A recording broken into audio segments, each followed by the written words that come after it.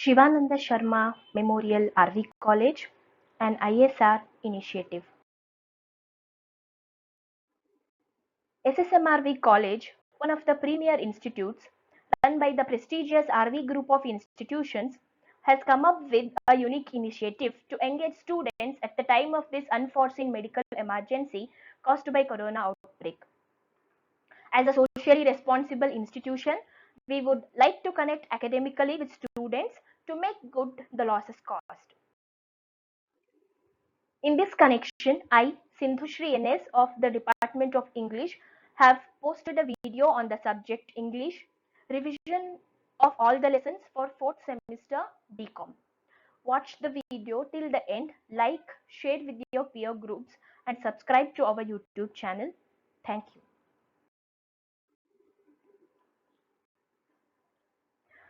Dear students, these are the lessons you can find in this video. This is the content. You can find the revision of these lessons. What are the lessons? Jonathan Livingston Seagull, Phoenix of Beauty, The Hoop, How Soon Has Time, and Give Us a Role Model.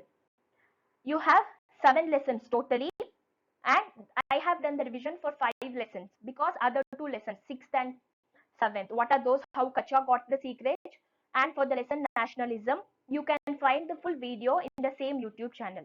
We have posted a video for each lessons. How Kacha got the secret and nationalism. We have explained these lessons fully. You can find the explanation for these 2 lessons in our YouTube channel. Please go through those videos. Now I have made the revision of these 5 lessons. Jonathan Livingston Seagull, Phoenix of Beauty, The Hoop, How Soon Has Time, and Give Us a Role Model. Before I start explaining the lessons or revising the lessons, I would like to tell you people one thing, that it's your duty to read the full lesson and make notes, go through the questions that are given at the end of the lesson, and practice answer writing. This is just a quick revision. If you just watch the video, this will not be enough. You have to read the lessons and practice answer writing. Fine. Now we will go to first lesson. Jonathan Livingston Seagull. What is this? It's a novella. It's a novella which is written by Richard David Bach. He is an American novelist. It's a novella. It is written by Richard David Bach. He is an American novelist. I hope you people know the difference between novel, novella, short story, poem, essay. If you don't know, you should know these things. Please go to Google and get to know the definitions of these things. Okay, this is a novella which is written by Richard David Bach. He is an American novelist. What is this novella all about? It's a story of a seagull. What is a seagull? It's a seabird. This seagull, he aspires to fly faster and higher than any other seagull. He lives with his friends and he has neighbors. He lives with friends and neighbors. He has a mother. His aim is to fly faster and higher than his friends and neighbors. But these friends and neighbors of Jonathan Livingston Seagull, they don't have any other such aims, or they don't dream of such things. So think that this person is abnormal. He is not normal like we people. Because of this, he is banished from the group. Because group adheres to coastlines and fishing. They just want to fill their stomach. They will go fishing. They limit themselves to the coastlines. So when Jonathan dreams of flying faster and flying higher, they think that he is abnormal and they throw him out of their group. This novella has been divided into 3, and we will see the explanation the same way. Now this is part 1. What happens in part 1? In part 1, Jonathan recognizes that he has all the ability to fly faster, higher and lower than other seagulls. He achieves all these goals. One fine day he realizes that he is not like other seagulls. He recognizes that he has the ability to fly faster, higher and lower than his seagulls. He has a dream. He wants to achieve all these goals. He has set some goals and he wants to achieve these goals. But his group, I mean his friends and neighbors and his mother, what do they tell him? They tell him that you're behaving not in a proper way. You have to be normal.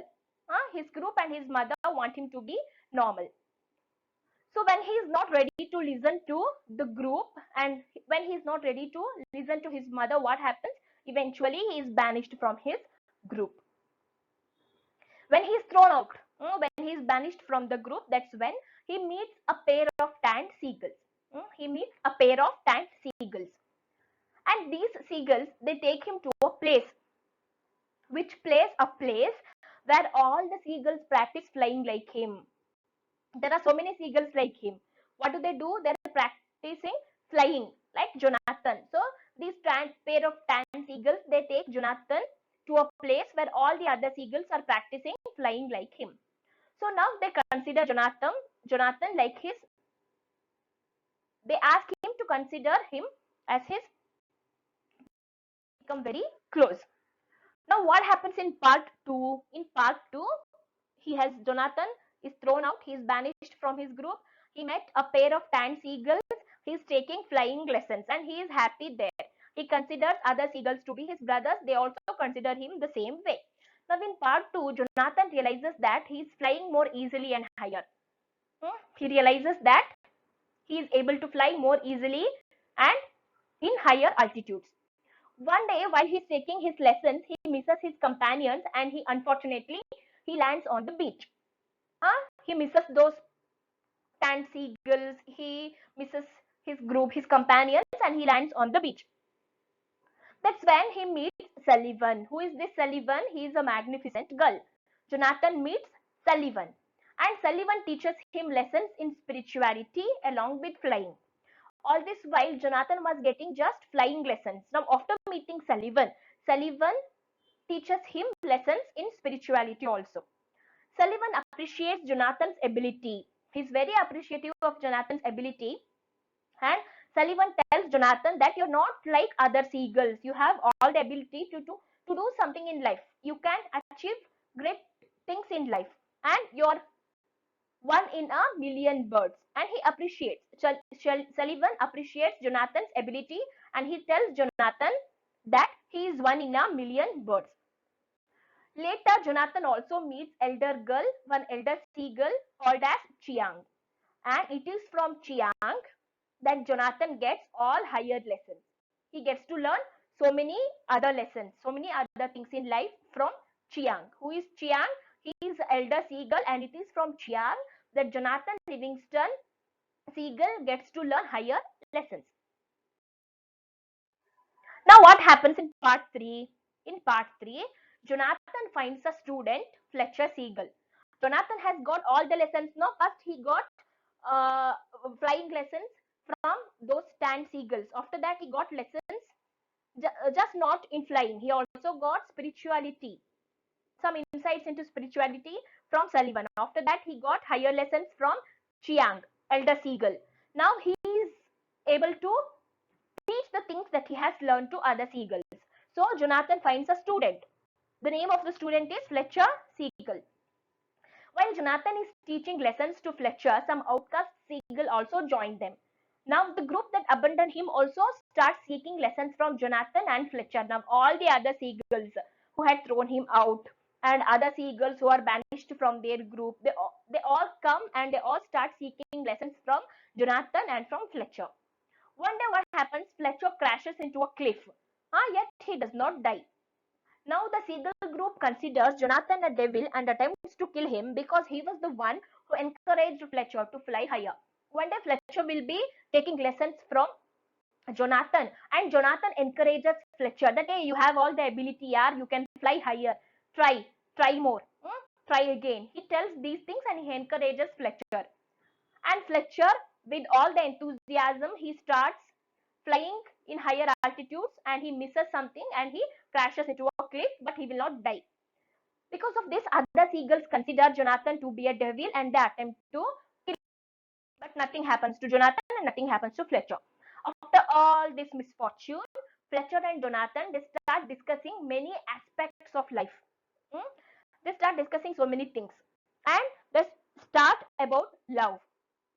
They start discussing what is real love and they come to a conclusion that to see the good in everyone is real love. If you're able to see the good in everyone, it is called as real love.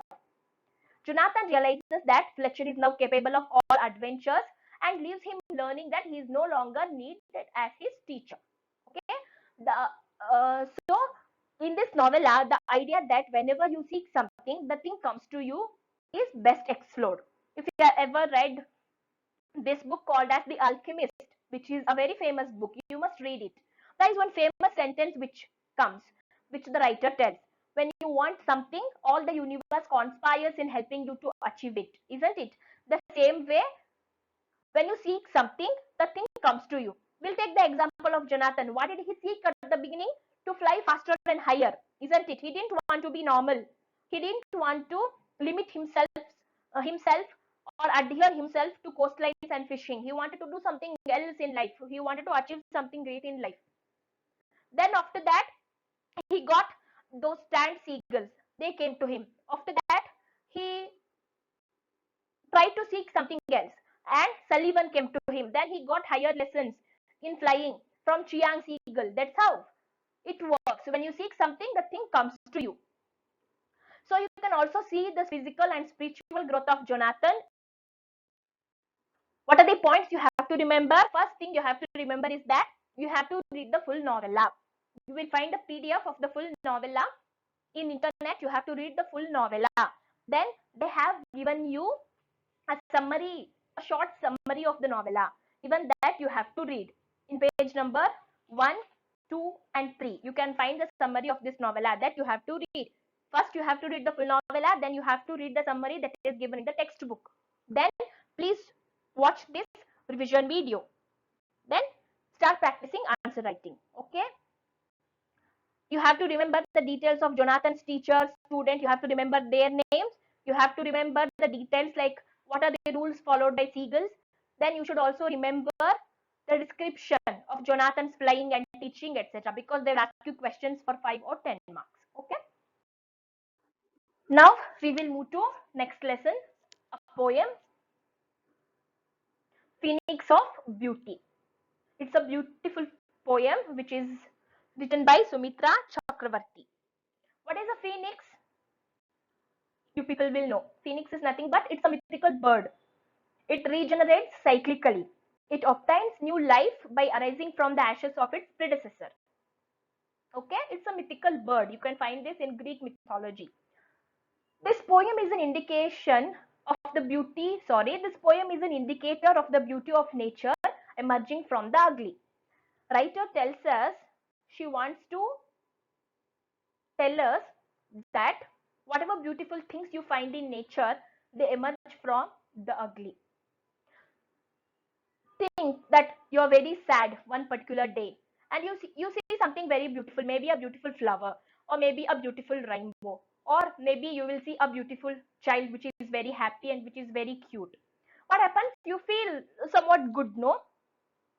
When you see something beautiful or the beauty of nature, it does not necessarily mean that the thing has come from something else that is very beautiful. No, it might have come from the ugly also. This is what the writer wants to tell us. So poet uses the metaphor of lotus flower. By the use of metaphor of lotus flower, poet has explained to us these things. It being the most beautiful flower comes from slime. Lotus flower, it is very beautiful. Though it is very beautiful, it comes from slime, from the bed of. Poet starts the poem by saying that there is a little bird. That's how the poem starts. That there is a little bird, and this little bird, she opens her eyes and she sees the depth of long stems and tired petals, which were beautiful and shining till the previous day. She opens her eyes. When she opens her eyes, what is that she sees immediately? She sees the depth of long stems and tired petals. And these two things, they were very beautiful yesterday. They were shining very brightly till the previous day. Now they have lost all the charm. What was beautiful yesterday should undergo changes and may become ugly tomorrow. That's how life is. If something is beautiful today, it will lose all the beauty tomorrow. It has to undergo change. Nothing is constant in life. Everything has to undergo change, and it may become, if something is beautiful today, it may become ugly tomorrow. Now the little bird looks at the young sun. After seeing these things, petals and long stems, depth of long stems, this little bird, she looks at the young sun and she finds that sun is forever young. We all know. We can't say that okay, yesterday sun was young, today he has become old, he has lost the charm. No, we don't say that. Sun is forever young. When the bud is uttering her birth cry, she sees these pall bearers carrying the dead, which tells her that life has an end. She gets to know that, oh, okay, I am born today, but one or the other day I have to die. Life has an end. She gets to know this. The small bird finds that the nature is no longer innocent, and she wishes for the innocence to prevail in this harsh world. She gets to know that this nature is no longer innocent, and she has one wish. What is that wish? For the innocence to prevail in this harsh world. Now, poet tells that though the lotus flower has risen from the bed of slime, it is very beautiful. Lotus flower is very beautiful. It has risen from the bed of slime. It has red and yellow colors on its petals, which makes it look very attractive. This color shines over the dust of yesterday. Lotus flower is very beautiful. It has these colors, mixture of yellow and red on its petals, which are shining very brightly and they're very attractive. This color shines over the dust of yesterday, which means that all the dust has been accumulated on the petals of lotus flower, which means that it has become very dull. But these colors, bright yellow and red colors, they are making the flower, making the petals very attractive, which means beauty will never die. It will take rebirth in some or the other form. That is what the poet wants to tell us. Now, poet moves on to human beings from the flower. All this while she was taking the example of lotus flower bud and she was explaining these things. Now she moves on to human. She uses certain words. What are those? The white teeth flash, the blackened face, the merry eyes to describe the beauty of an individual. An individual may be black yet happy. Huh? Isn't it? Happiness should come from inward beauty and not from the outward beauty or from the skin color of the skin. Poet tells beauty never dies, it comes back in different forms. There is no end to beauty. It always comes back in new form, in some other form, different. What are the points that you have to remember? Sometimes beautiful things come from ugliest things, isn't it? Like phoenix, it comes from the ashes.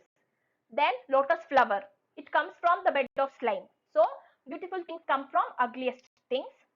Time can't destroy internal beauty. You may be very beautiful. You may have all the outward beauty today, one or the other day, or maybe by 20, 30, 40 years, the beauty will disappear. You will lose the beauty that you have. You can't be proud of your outward beauty. You can be proud of your internal beauty. What is this internal beauty? All the good qualities that you have. Honesty, being kind, being able to spread love wherever you go, having no ego, having no attitude, appreciating good things. These are the internal beauty. So time can't destroy internal beauty. It will be with you forever. There is no end to this internal beauty. You have to understand the circumstances in which lotus bud bloomed and aftermath. If you read the summary of the poem, you can understand. They have given a beautiful summary, beautiful explanation for the poem after the poem. Okay, these are the points that you have to remember.